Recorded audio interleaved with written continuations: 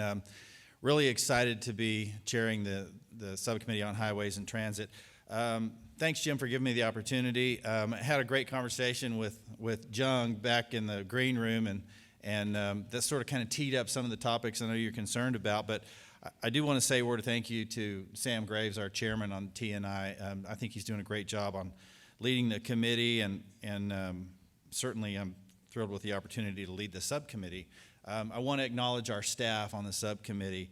Cheryl, Mira, and Kelsey, I think they're doing a great job, and we have just great staff. Jim mentioned the team at AASHTO, and I think maybe our team would give them a run for their money.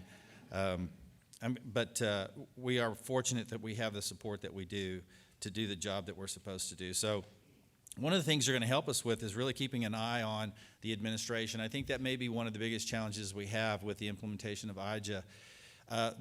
Look, whether we like the law or whether we don't like the law, it's the law we have. It may not be the law we wanted, it's not perfect, but it's the law we have, and so we're going to do everything we can to make sure it's properly implemented.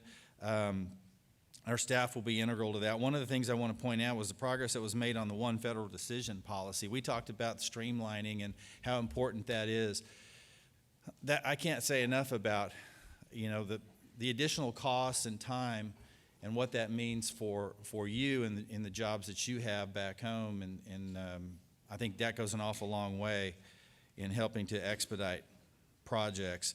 One of the things I continue to worry about, though, is waters of the U.S. and the toll that will take, and that's important that people recognize that, we can have clean water and we can have clean air and we can still have really good infrastructure. It's not necessarily a binary choice where we one or the other. And so WOTUS, I think, oversteps, in my opinion. We've been wrestling with this one for a long, long time, and I think we certainly have opportunities to really take on issues like that and implement some common sense changes that will help streamline processes like that don't become onerous. There's $100 billion in competitive discretionary funding. I'm getting into the weeds here, which I typically don't do, but I want to make sure you know that, kind of what the challenges that we're addressing going forward. There's $100 billion in competitive discretionary funding for opportunities from DOT.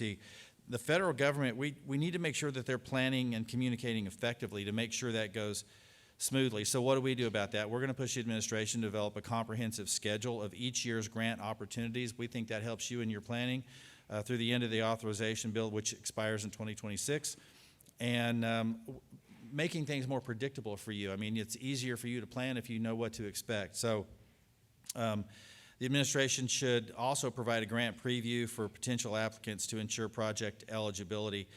Too many times we see that applicants invest valuable time and money up front only to find out later that the opportunity wasn't a good fit for them or that it didn't work out like they'd hoped, and they've invested a lot of time and money in that. So we need to authorize a preview program, I think would be very, very important. And many non-traditional funding recipients will need technical assistance to support the compliance requirements there, and so we expect that is something will be addressed.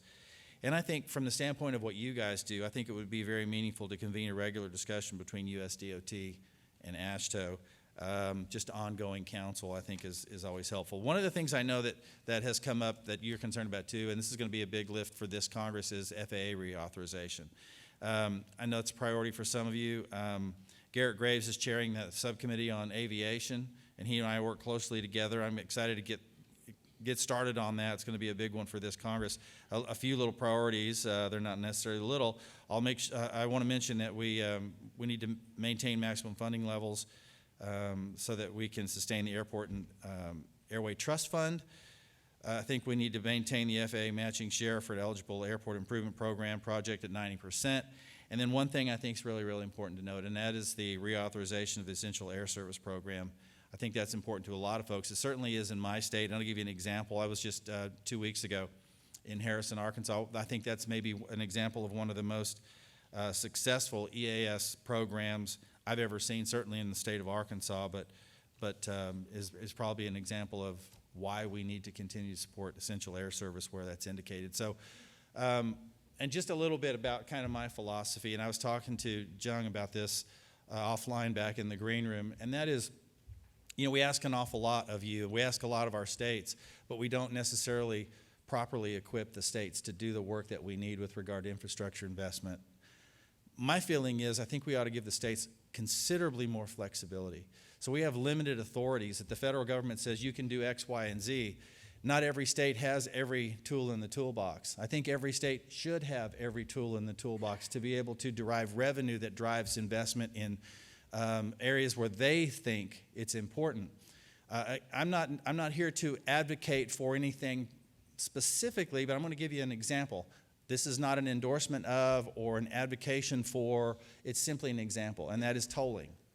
So not every state has the authority to implement tolling. But every state should be given the authority to look at that and say, is this a good fit for our state? Is this something that our state can benefit from so that we can drive revenue ourselves and have some control over that? And I know there are some rules and regulations with regard to how those revenues are managed, but it's an important revenue stream potentially for states that don't currently have it. And then for folks that say, well, we don't want to, that's just too much trouble because all the hiring associated with that and all the the infrastructure that supports tolling, toll booths are a thing of the past. So I think we need to leverage technology, and there are a lot of good companies out there that are kind of showing us the way. But I think we really need to leverage technology and let it use it to our advantage, so that if we were to see states broadly implement tolling, they'd have the technology to serve that, so it's a seamless ride. Give you an example in Dallas-Fort Worth metropolitan area. You're on toll roads all the time and you don't even know it. And it doesn't disrupt anything, but it's an important revenue stream for the state of Texas, and particularly in those high traffic areas where they have ongoing operations and maintenance costs and things of this nature that they would not otherwise have had were it not for tolling. Now, again, it sounds like I'm cheerleading for tolling. I'm not. I'm cheerleading for giving the states the flexibility to be creative and to implement systems that work for their state.